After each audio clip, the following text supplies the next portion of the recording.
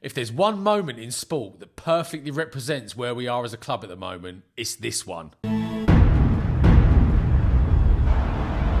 How much you can take and keep moving forward.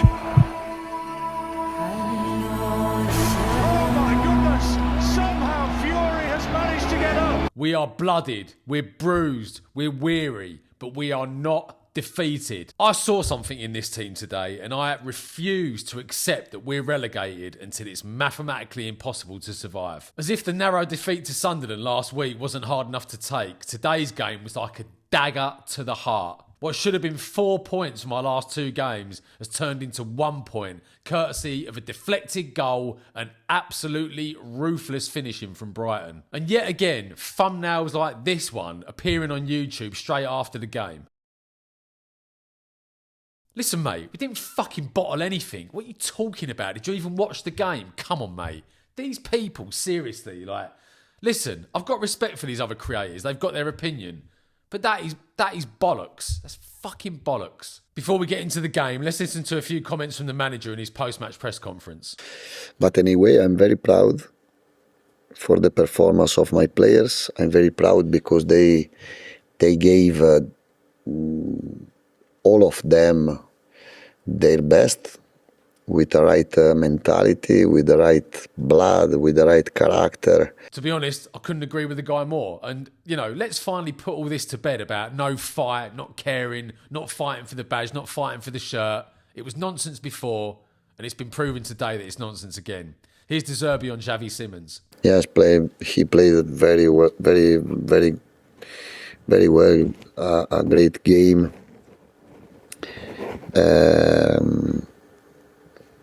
I think he can play better and better because one player like this, he needs to feel confidence from the manager, and I stay here to transfer all confidence he needs, because I was a player, I was number 10, and I think I know what he thinks because I fought the same when I was player.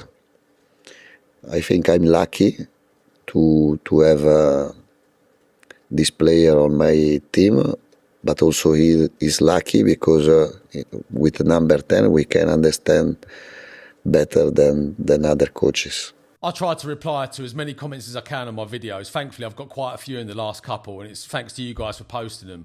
But I remember saying to one guy that basically Xavi Simons has to play every minute of every remaining game we've got this season, because he's the only midfielder with any real quality, the only one that can unlock the door for the strikers. And you saw today, he was the best player on the pitch by a country mile, and his goal was absolutely sensational. Should have been the winner, deserves to be the winner. And finally, here's De Zerbi on the possibility of relegation. And it's not finished yet. We have another 5 games. It's tough. Every one of us knows it's a tough moment, it's a difficult situation, but we have another 5 games, 50 points, and this team is able to win 5 games in a row. This is exactly the mentality we need, and this is the mentality that he'll be getting into the players. Look, there's still 15 points on offer, and although I don't quite agree with him that we can win all 5 games in a row, I certainly think we can win 3 of them and possibly nick a draw at Villa and maybe even a draw at Chelsea, even a win with the state they're in. Just before we get into what I thought of the game, it would massively help my channel if you guys would think about liking, subscribing, dropping a comment, maybe all 3.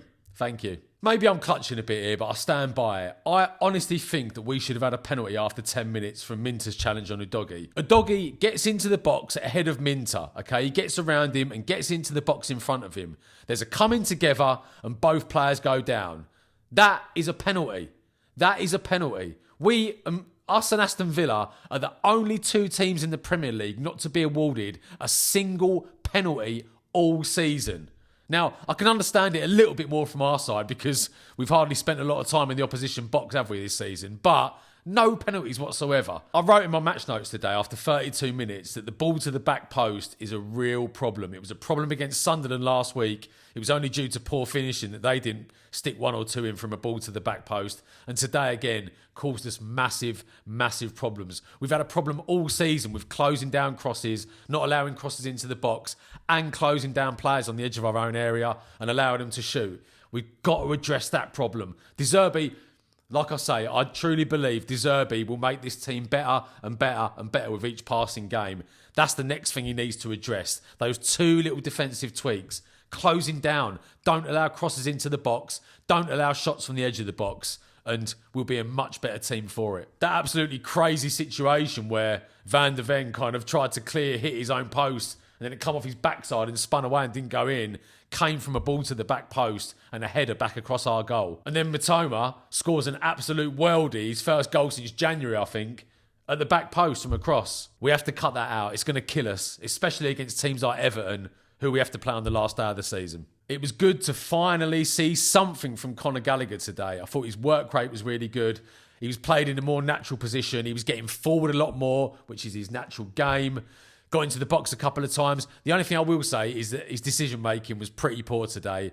That's natural for a player low on confidence, but De Zerbi's on record as saying he believes in this guy. I know that if you can get the very best out of Gallagher, you've got a half-decent player and, importantly, a player that can nick the odd goal. So, you know, an improved performance today. Fair play to the boy. He got an ovation when he come off from the crowd. Let's hope he continues to improve. I thought Mickey van der Ven and Kevin Danzo were really, really good today. Let's not dwell on Danzo's mistake at the end. The guy was tired. He put a shift in. He played really well. Mistakes happen in football. It's just one of those things. The luck's just not going our way at the moment. But actually, I went back because I remember saying this on my first ever video on this channel. And I like to think it proves that I can spot a decent player. Have a look. If I was Christian Romero, I'd be worried about this guy because I am not Romero's biggest fan, okay? I know he's a great footballer. He is a great footballer. You know, he's a World Cup winner, however much that means. You know, if you look at some of the names in the squad. But, you know, he did play basically every game of that World Cup campaign and he's proved he can be a top player. Ability-wise, he's great. But his temperament is awful. You know, I feel like he slows the game down too much at times. He often just gets the ball, just walks around on it. Lapses in concentration, you know, he gets the red mist sometimes.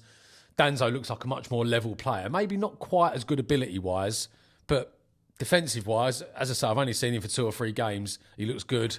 And I think a partnership of Danzo and Van der Ven could be the way forward, you know, starting from next season or towards the end of this season. And I'll be honest with you, you get 50 million quid for Romero. I wouldn't mind seeing him go, pick up the money for him, invest it elsewhere in the squad, you know, into the midfield possibly. So one to keep an eye on. But so far, so good for Danzo. Antonin Kinski, he's our new number one, hands down. The last 2 performances against Sunderland and again today, when he was even better, by the way, have proved to me that he's ready to be number one in our team. He's better than Vicario. He's brave. He's good on crosses. They stuck a couple right on top of him under the crossbar. He dealt with them. Jumps out of people's feet. He can pass with both feet. He's very composed. You know, that Atletico game was just a weird fucking anomaly that I'm just going to completely forget about that. He looks like a really good keeper. We should keep him in goal to the end of the season. Antonin Kinski, fair play to your son. Our new number one, coming back from that horrific performance. Got nothing but praise for the boy. And finally, just a little bit of a negative. I thought when we were 2-1 up and it was like 88, 89, 90 minutes, especially Matisse Tell was guilty of this. We were still going for that killer goal, still going for that third goal. Yes, if you're sitting in the middle of the table or near the top of the table and you need to win games in that situation, yes, go for the killer goal. Go for broke, all out attack. Attack, attack, attack. That's the club's philosophy. In this scenario, run for the fucking corners, mate. Keep hold of the ball. Buy cheap fouls. Go down and hold your face. Pretend you got a concussion. Anything. We done it. Archie Gray done it. Matisse Tell done it. Solanke done it. 1 or 2 others. I can't remember off the top of my head. Experience. We should have tried to keep the ball better. Knock it into the corners. Kill the game. Manage the game. Yeah. Fucking killed us. We'll learn. But it was a shame we couldn't get over the line today. And just to end the video, I'm pretty sure Forest are going to beat Burnley tomorrow. So that's going to put them on 36 points, if I'm right. 36 points. They're going to be on 36 points in all likelihood tomorrow. We're on 31. West Ham go to Crystal Palace Monday night. We really need the Palace boys to do us a favour. Not necessarily beat West Ham. I mean, that'd be great if they could. But even if they could just hold them to a draw, don't let them get those 3 points, because that would open up a 4-point gap to us and West Ham. Psychologically, that's damaging. You know, no matter how positive De Zerbi and all his staff are going to be, those players will see that result. They're going to look at the league table. It's only natural. Obviously, they're going to look at social media, because they're young kids in their 20s largely, and that's what young kids in their 20s do. And it's going to be banter FC again. You're fucking going down. Look forward to Lincoln away next season. Going to see Wally's like the fucking thumbnail I showed you earlier. And the 4-point gap is going to be a massive kick in the bollocks psychologically. So please, Palace, do us a favour. The only thing I'm worried about is this. We're all going to London. Yeah, running down the wing, into Palace, I mean, looked like a pretty big night, didn't it? And fair play to them, they deserve it. You know, they're in the semi-finals of the Conference League, and they deserve it. They've just beaten Fiorentina, but they're probably still fucking hungover now, aren't they? Let's face it, they don't really care about the Premier League anymore. They're safe in mid-table. I really hope he doesn't rest players. It is what it is.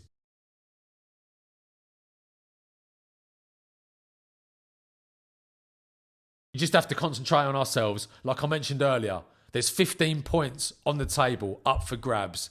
Believe, keep the faith. We can do this. We've got a proper manager now. Good performance today. Xavi Simons is in the team. He's purring. Everyone's performance was improved today. Bentancur, by the way. Isn't it wonderful to have a player with some composure in your midfield? God, oh my God. Missed that badly. Missed him badly. Anyway, hope to see you guys on the next one. Come on, you Spurs. Keep the faith. Believe.